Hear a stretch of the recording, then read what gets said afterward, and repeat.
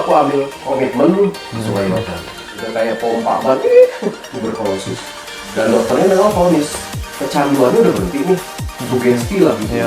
Saya pikir itu anugerah Tuhan juga sih. Anak yang kekurangan kasih sayang bapak. Pemikiran saya terbuka. Yang notabene memang dia kebapaan. Hari ini kita bareng, besoknya saya ketemu udah mati. Nah di situ aku ambil komitmen mulai melayani masuk tahun 95 itu di Sungai Yordan. Gitu, di Sungai Yordan.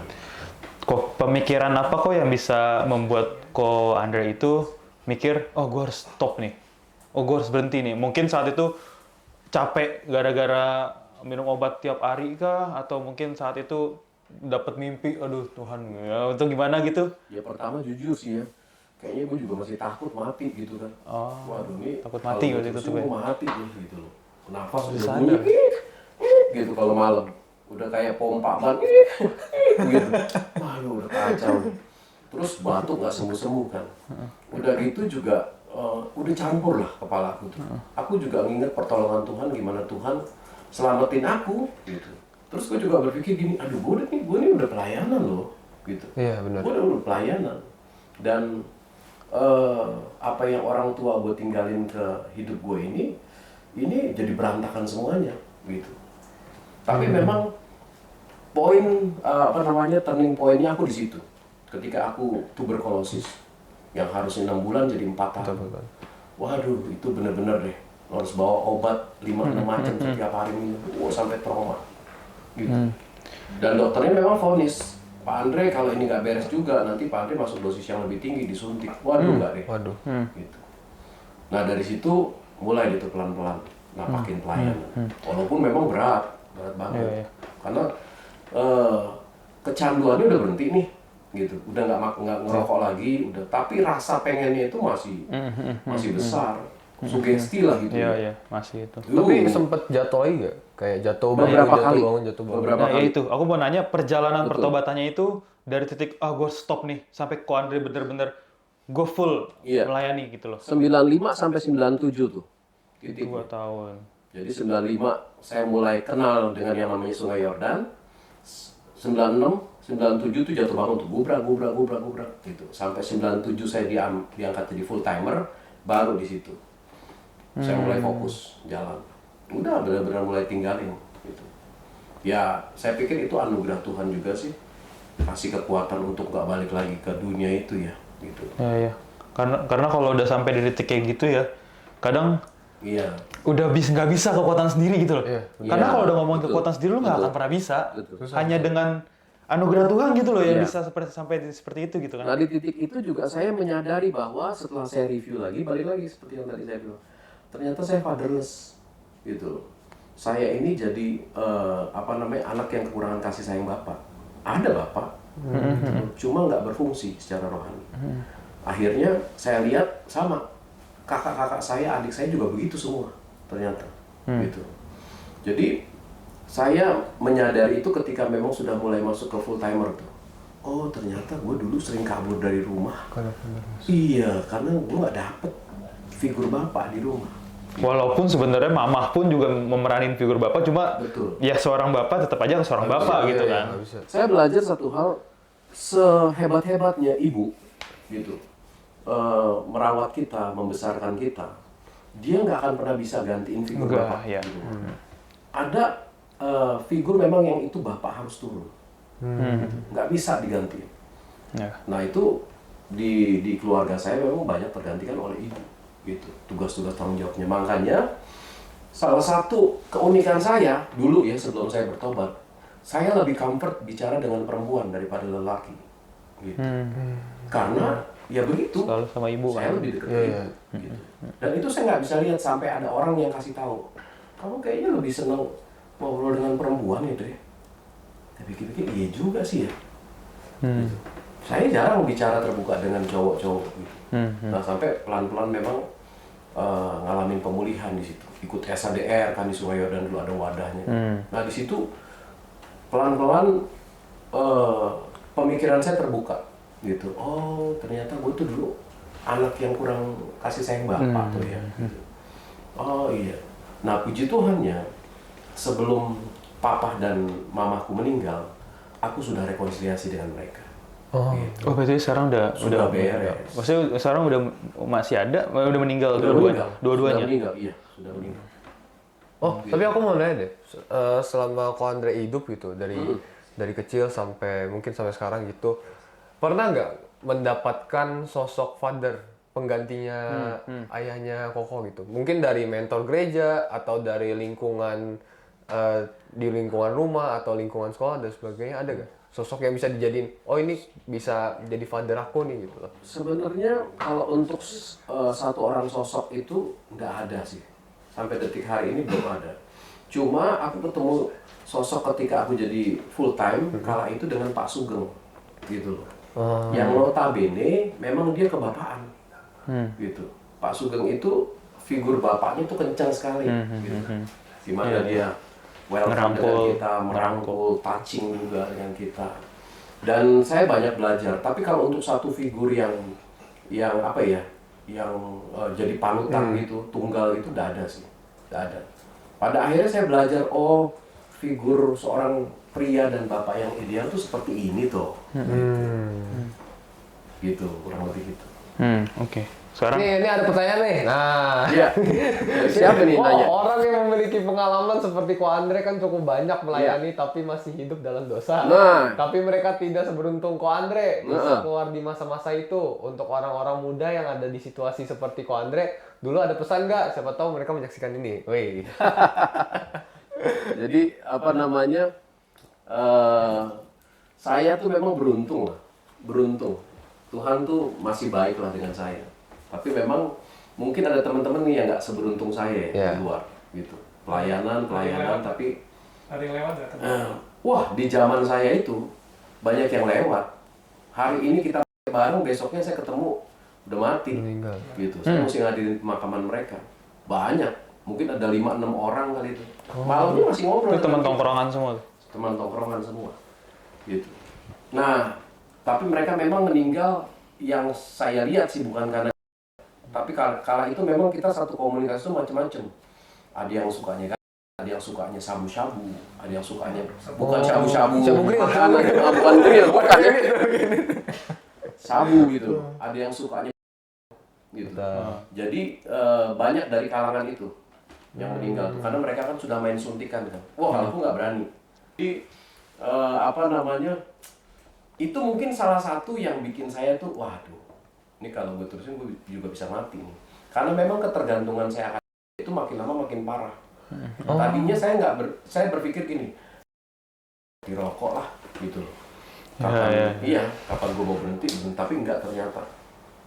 Enggak. Jadi memang nyari, edik gitu. Edik ya. Nagih jadinya memang. Dan itu akhirnya berbenturan dengan apa yang saya lakukan di pelayanan. Oh gini ya, gitu. Gue melayani Tuhan, tapi satu kaki gue lagi di neraka, gimana gitu. Nah itu salah satu memang poin yang akhirnya aku turning back. Harus balik. Oke, pelayanan Ko Andre sekarang udah sebesar apa sih? Aku mau nanya dong. Dari yang sebelumnya hancur banget, sekarang pelayanan banget dari tahun 97 kali. Sampai sekarang, Iya, 97 pelayanan aku Ko Andre itu dari awal sampai sekarang itu gimana sih ceritanya? Kembali lagi semuanya dimulai dari musik. Kesukaan aku bermain musik gitu loh. Nah, dan aku juga melihat di sini bagaimana Tuhan pakai aku akhirnya memang dari sana berangkatnya. Jadi aku suka main musik gitu karena memang terbiasa juga melihat keluarga melayani gitu, main gitar. Jadi tahun 90, sebenarnya sebelum tahun 95 aku sudah melayani di gereja lama dulu sebelum di Sungai Yordan. Di GPDI namanya. GPDI dulu namanya El Adonai. Gitu. Yang terakhir berubah jadi GPDI Lumbung Alam. Nah, aku sudah melayani di situ. Goncreng-goncreng gitu. Melayani. Jadi, ketika aku masuk Sungai Yordan, itu posisi aku sudah cukup matang lah jadi seorang pemain musik. Tahun 95 itu aku sudah mulai ketemu dengan di Sungai Yordan tuh kalau teman-teman kenal ada namanya Pak Joni Karo. Gitu. Iya. Nah 95 itu Tahu. iya tiba-tiba apa namanya kita dipertemukan dengan Pak Joni Karo dan diminta untuk bantu-bantu pelayanan di sana. 95, 96, 97-nya Pak Joni panggil lagi, mau nggak kalian untuk jadi full timer? Full timernya megang apa kok dulu? Musik, PW berarti? pemain musik. Oh, pemain musik. Pemain Karena saat musik itu full memang- timer. Pemain musik yang full timer. Karena saat itu memang sudah ada ketua PW-nya. Saat itu ketua PW-nya itu Pak Joni Karo, gitu. Jadi kami di follow up begini, daripada kalian main musik dapat persembahan kasihnya per kali main, gimana kalau kalian dikasih per bulan aja, gitu loh. Apa namanya, nominalnya segini, gitu. Kalian jadi full timer. Udah. Jadi kita dipanggil, waktu itu yang panggil kita Pak Sugeng pertama kali. Dari situ juga aku seperti dapat figur bapak. Ada yang membapai aku. Jadi memang 97 ketika kita dipanggil dan ditantang, Pak Sugeng bilang, gimana, Dre, kamu mau nggak jadi full timer? Saya kasih waktu kamu 1 minggu. Oke Pak, saya pikir dulu ya, saya doa dulu. Dan 97 itu menjelang moneter kan 98 ya. Itu saya ambil gitu keputusan untuk full timer. Oke, Ko Andre ngambil pertama kali full timer, kalau boleh tahu umur berapa kok? Full timer saya umur berapa ya? 20. Kurangin aja tuh. Kira-kira masih under, berarti masih Sekarang kan 51. Kurangin 27 tahun berapa tuh? 24. Keempat. 24 ya? Ya, sekitar segitu. 24. Oke, Gimana? sekarang berarti Ko Andre udah hampir 20 tahun jadi full timer gereja. Full timer. 27 tahun. Oh, 27 Hampir tahun. 30 tahun. 30 tahun dan semuanya itu kebanyakan memegang praise and worship. Ya, sekarang itu ya. sekarang sudah udah ibadah. Ibadah. Ceritain sedikit deh kok pelayanan Ko Andre sekarang apa aja, sama pelayanan terbesar Ko Andre bisa sampai kayak gimana? Yang pernah Ko Andre layani gitu. Atau mungkin aku pernah memimpin konser misalkan besar banget misalkan, atau mungkin aku pernah main musik di depan berapa ribu orang gitu. Atau mungkin gimana gitu. Ya sebenarnya apa namanya, pelayanan aku nih step by step sih gitu loh. Jadi tadi apa pertanyaannya? Kan tadi kita udah nanya titik terendah, titik tertinggi Ko Andre sebagai pelayan gitu. Titik tertinggi ya? Iya. Titik tertinggi sebenarnya aku pikir nggak ada Nggak sih. ada ya? Cuma memang Tuhan bawa aku dari seorang ketua Praise and Worship, terus kemudian ketika pergantian kepemimpinan di Sungai Yordan ke Pak Manu, itu saya diangkat jadi kepala divisi gitu. Yang jauh mengatasi Praise and Worship itu sendiri, harus mengatasi bidang-bidang yang lain juga nih. Dan itu bagi saya satu tanggung jawab yang sangat tinggi, yang sangat besar gitu. Jadi memang satu tantangan juga sampai saat ini saya harus mengelola tim divisi ibadah ini gitu. Dan kalau soal misalnya manggung, konser di tengah-tengah orang banyak, ya itu mah sebenarnya udah hal biasa gitu loh. Tahun 2016-2017 saya ini kan melayani nggak cuma di Sungai Yordan, bro. Saya interdenominasi dari dulu, gitu. Saya memang jiwa saya tuh ekumenis. Ke siapa aja masuk. Ke Protestan masuk, ke Katolik masuk, ke Injili masuk, ke GBI semuanya masuk. Semuanya saya masuk, gitu. Karena buat saya pelayanan itu nggak ada boundaries, nggak ada batasan, gitu. Siapa aja. Dan saya melayani lama di Katolik. Sebelum pandemi saya melayani lama. Dan kita pernah konser di ASBSD. Gitu, sekitar 25.000 orang. Ya itu cukup gede banget tuh. Wah, besar. Kalau teman-teman kita dari Katolik tuh, saudara-saudara kita itu mereka konsernya konser besar gitu. Jadi ya seringkali karena memang saya diundang ke sana ke sini, hal-hal seperti itulah kurang lebih gitu. Kayak tahun 2010 2008 sampai 2010 saya dipercaya untuk melayani di Singapura. Jadi setiap 2 minggu sekali harus berangkat ke Singapura gitu. Ada satu GBI ITOS namanya di sana. Bahkan sempat ditawari juga untuk tinggal di sana, jadi full time di sana. Saya bilang, mohon maaf Pak, saya nggak bisa Saya punya tanggung jawab Di kerja sini, musik di ya. Jakarta. Ya. Tapi aku mau nanya, mungkin ini bisa jadi pertanyaan penutup sih. Ya. Aku ngelihat Ko Andre itu kan dari zaman-zaman aku kecil masih di Sungai Yordan sekitar, berarti udah 30 tahun kan pelayan di sana. Ada gak? Aku kan juga termasuk yang baru pelayanan juga di Sungai Yordan, mungkin sekitar 1 tahun lebih lah gitu. Ada gak pesan kesan atau tips and trick untuk anak muda yang mau tetap melayani Tuhan gitu? Kayak tetap mau stay, tetap setia. Kadang kan pelayanan 30 tahun tuh kan lumayan lama, pasti ada titik jenuhnya, titik bosannya gitu. Nah, ada gak yang bikin kayak tetap setia, tetap bertahan, tetap stabil gitu? Iya, betul. Tentunya saya ngalamin masalah atau kondisi-kondisi yang memang sudah sangat terpuruk sih, gitu. Baik dari pribadi ataupun dari dari luar lah gitu. Dan itu seringkali buat saya berapa kali, aduh Tuhan, gue balik kerja deh. Karena memang dasarnya kan saya dari sekuler kan. Sebelum saya masuk ke dalam dunia pelayanan, saya memang bekerja gitu. Dan pekerjaan saya itu lebih kepada orang-orang teknis di bengkel, seputar hal-hal seperti itu. Gitu. Nah waktu di dalam dunia pelayanan ini nggak sesuai dengan ekspektasi saya akhirnya banyak kali berpikir, aduh, gue balik lagi deh, gitu loh. Sorry to say, di pelayanan gajinya kecil banget, gitu kan. Bertahun-tahun nggak naik-naik, gitu. Nah, tapi luar biasanya memang Tuhan selalu ingetin masa-masa di mana Tuhan jamah kehidupan aku, gitu. Dan Tuhan selalu bilang, ketika saya mulai komplain, aduh Tuhan, saya mau berhenti aja deh, jadi full timer deh. Tuhan selalu ngomong sepertinya gini, apa yang kurang dari hidup kamu deh? Coba kamu review lagi deh, gitu. Ketika kamu kerja di sekuler, kamu bisa nggak jalan-jalan ke luar negeri? Kamu bisa nggak pergi ke Israel? Kamu bisa nggak keliling beberapa tempat di Indonesia? Saya review, iya ya. Ketika kamu masuk dalam dunia pelayanan, ketika saya masuk dalam dunia pelayanan, Tuhan bawa saya ke Israel. 2 kali saya ke Israel. Keliling Indonesia, bahkan saya ke Papua, ke Raja Ampat, gitu. Itu dalam konteks saya pelayanan. Dan saya, oh iya, luar biasa ya. Dengan hasil uang saya kerja, saya nggak bisa keliling-keliling itu. Tapi ketika saya melayani Tuhan, Tuhan buat itu jadi mungkin, gitu. Pernah nggak kamu nggak makan? Sepertinya Tuhan bicara gitu. Pernah nggak kamu ngutang sama orang? Atau pernah nggak kamu nggak bisa isi bensin? Saya berpikir lagi, iya Tuhan.